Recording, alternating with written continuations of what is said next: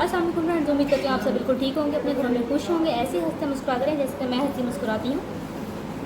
तो आज कुर्बानी का दिन है। तो अभी देखें, कलेजी को धोने का तरीका मैं आपको बता देती हूँ, जिससे आपकी कलेजी बहुत नरम बनेगी और दूसरा ये कि इससे स्मेल भी नहीं आएगी। तो ये देखें, आप ये देख सकते हैं, कलेजी के ऊपर से पहले ये झिल्ली साफ़ कर लें। इससे ये होगा कलेजी बहुत नरम बनेगी। ये देखें,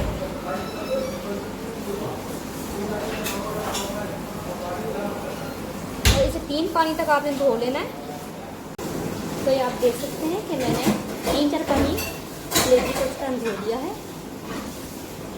अब इसमें ऐड करेंगे अदरक लहसुन का पेस्ट, खुला ऐड करना है आपने।